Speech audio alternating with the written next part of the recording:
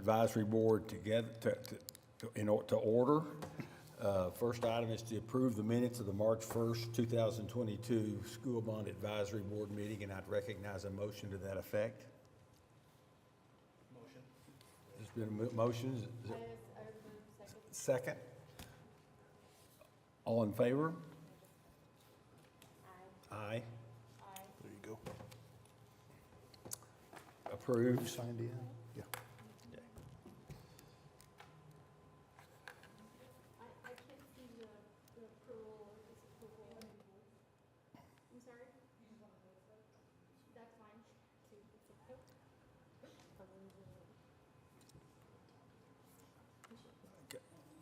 Next. Yes, I'm in support. Are we all set? Yes. There we go. Okay, now we're set. Okay, next item, need a motion to approve the minutes of the March 1st, 2022 School Bond Advisory Board meeting. Oh, I'm sorry, did we do that already? Independent? Next item, Independent School District number 89, 2007 and 2016 School Bond Issue Revenue and Expenditure Reports. First item, number A, receive Independent School District number 89, 2007 and 2016 School Bond Issue Revenue and Expenditure Reports through February 28, 2022, and I would recognize a motion to that effect from somebody. We got it. Got him. Okay, it's been moved and seconded.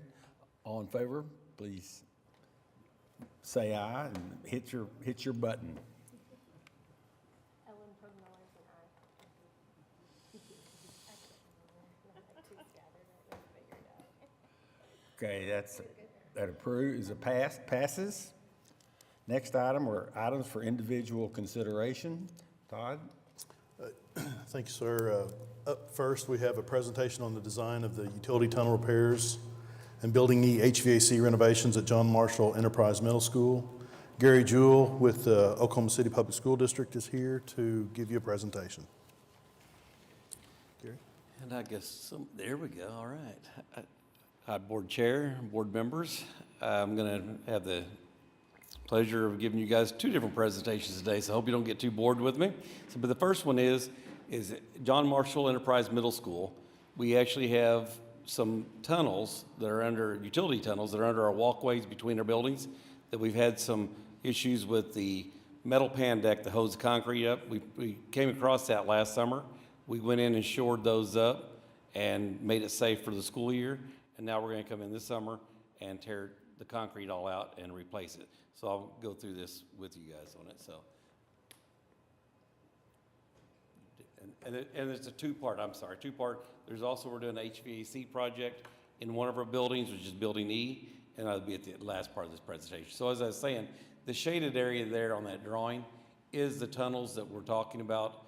That's sidewalks that get you from all the different buildings from outside walking. They're all covered walkways, and they all have tunnels underneath them.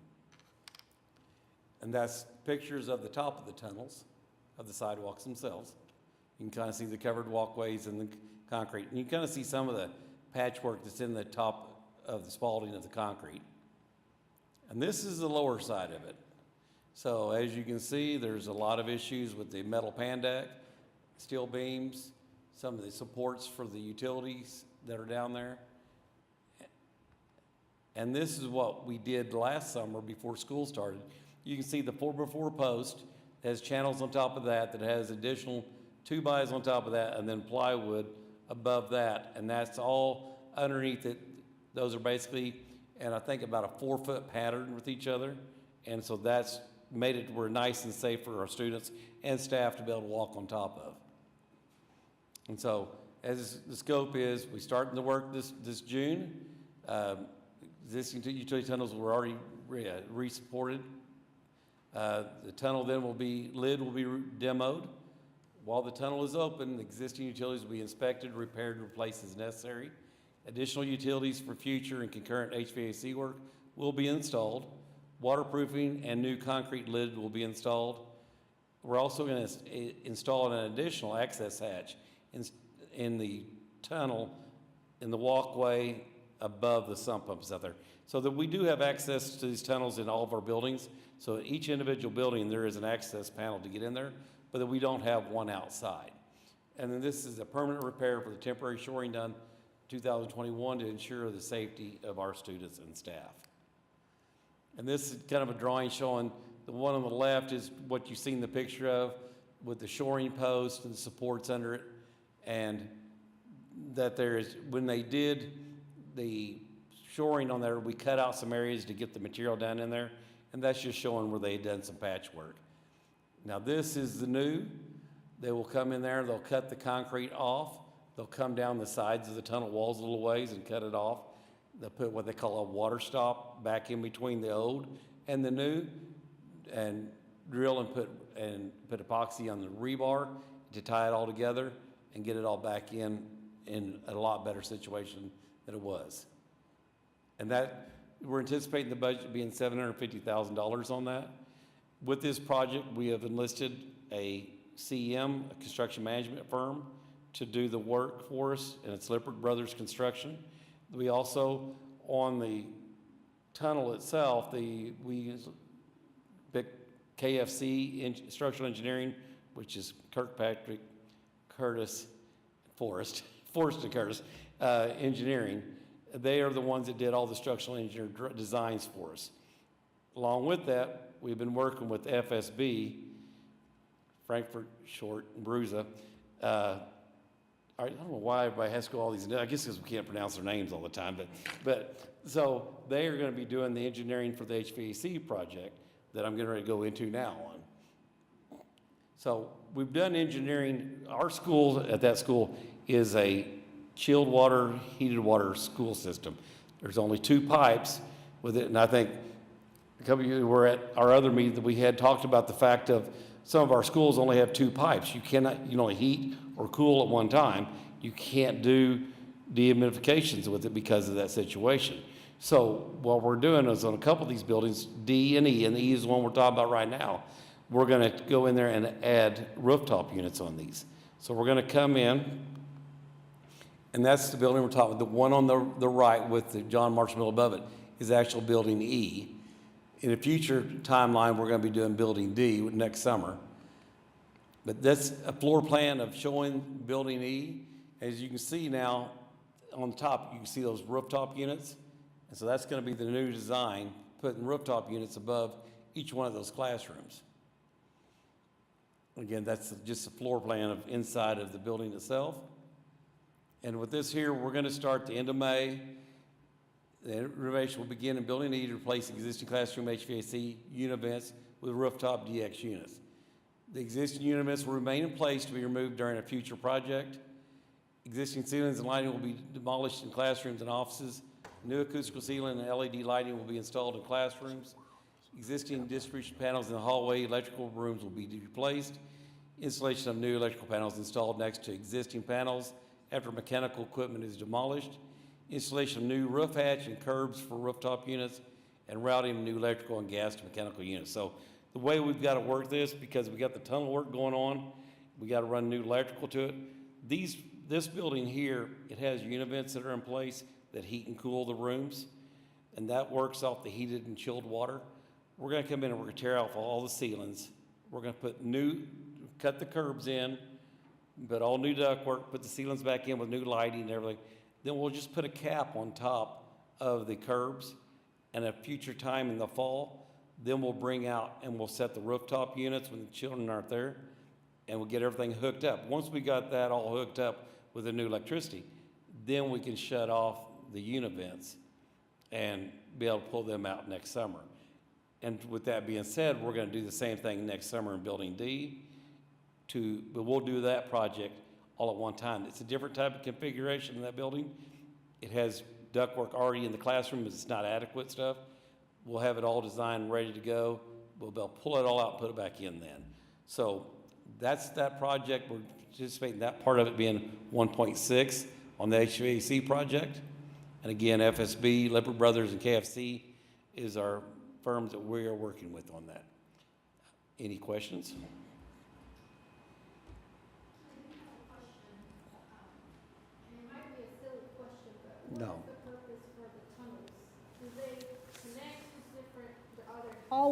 or is it for shelter when a tornado? No, it's a very good question, but they are not for any kind of, no student activity gets in there at all. They're not rated for that. They're rated just for the utilities.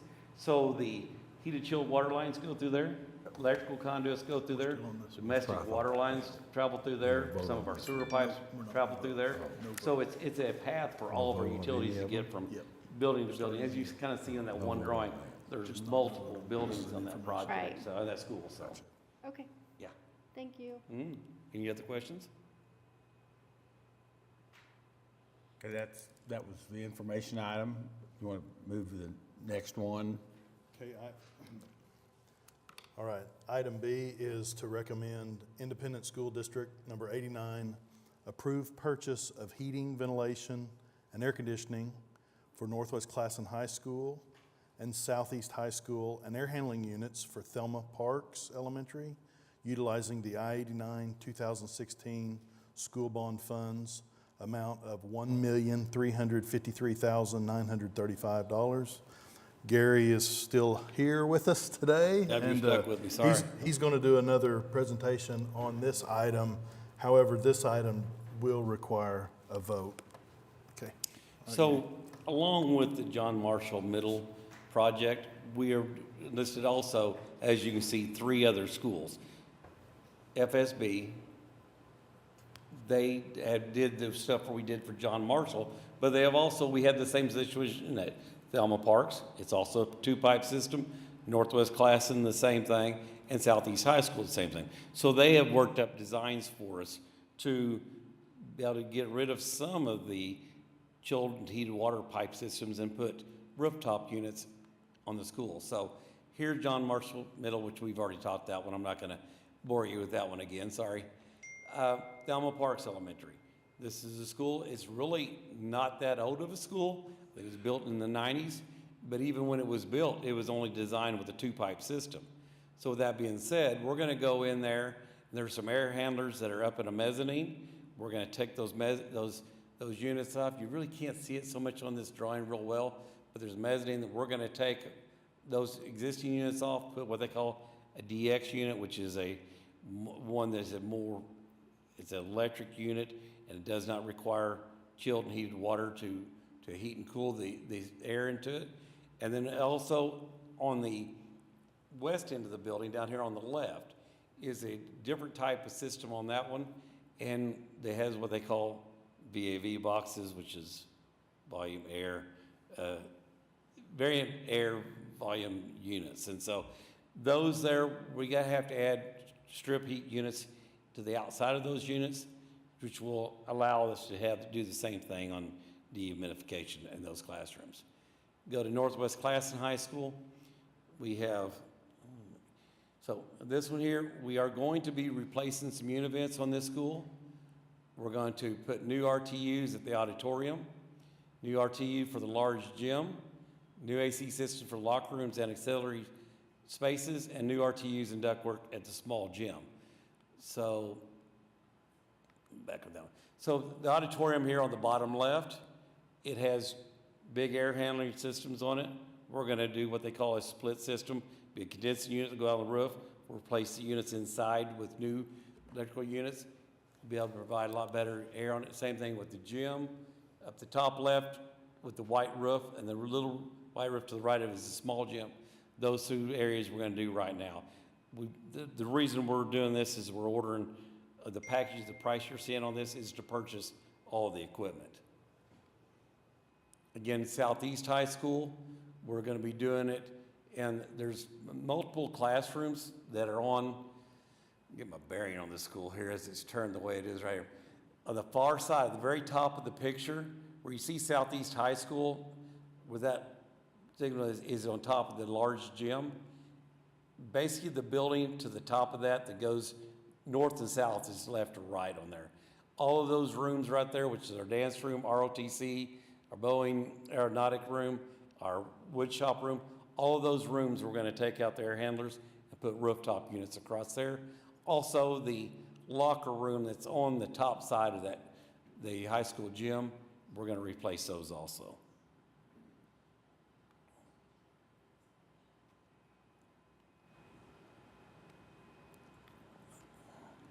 I think that's it. Yeah. All right. Any questions?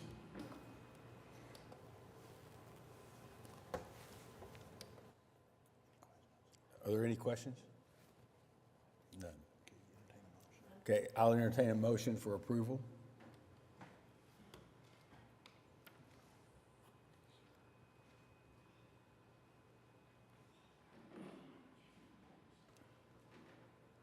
Okay, we got a.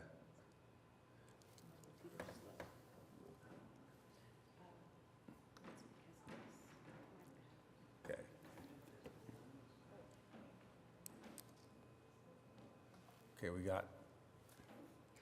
Okay, we got it moved and seconded. All in favor? There we go. It's approved. Thank you. Next is item C. Okay, thank you, Chair. Item C is to recommend Independent School District Number 89 approve a heating, ventilation, and air conditioning project at Emerson South Mid-High School and Capitol Hill High School, safety vestibules, and a rooftop unit replacement project at Northwest Classen High School, utilizing I-89 2016 school bond funds, total of $216,450. This package is similar to the last one. They're using an on-call contract with Saker Mechanical. However, the previous one that you just voted on was a procurement for the equipment only. This one is for procurement and installation of the equipment. So this is a turnkey project at these three schools. Districts here available if you have any questions. Any questions? Like to vote, moving second? Passes?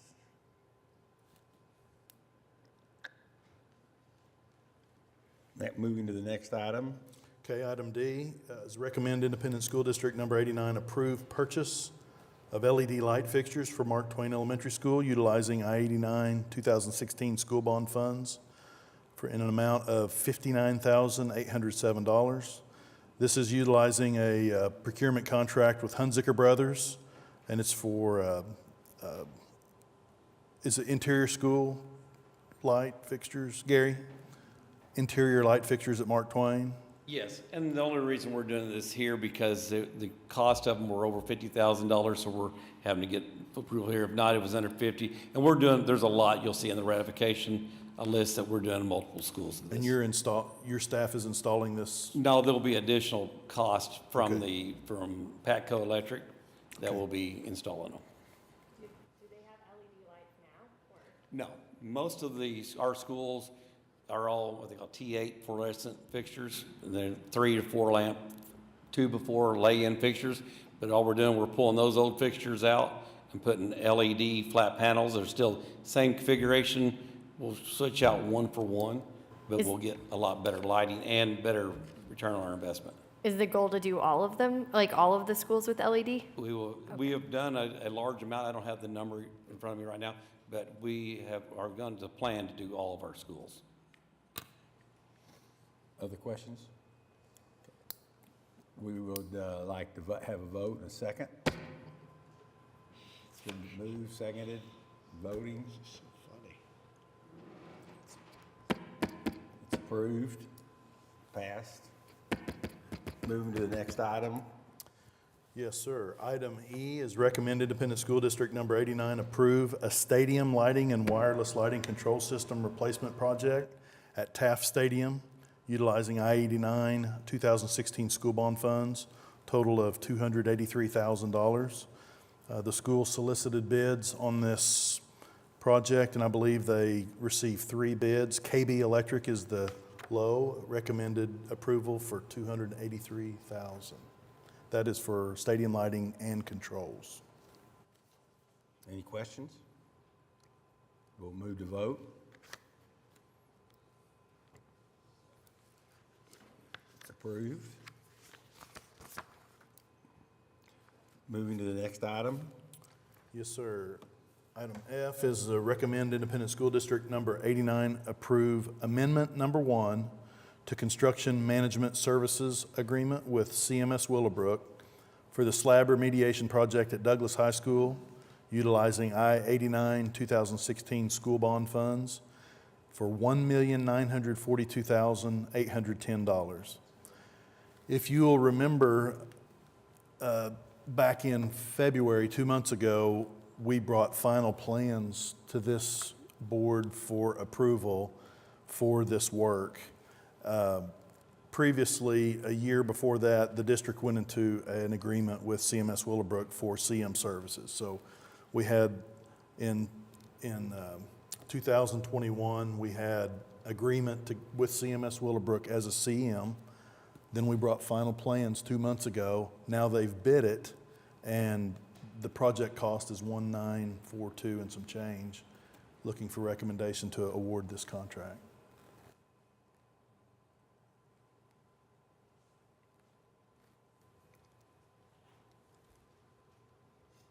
Been moved and seconded. Vote. Passes.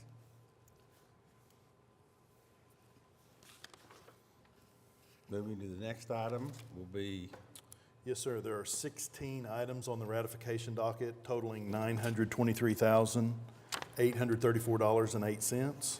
And all of these items can be taken under one motion. it's been moved and seconded. Vote. If there's any comments or questions, speak now or forever hold your peace. It passes. Are there comments by the board, staff, or citizens? No, sir. Seeing none, we are adjourned.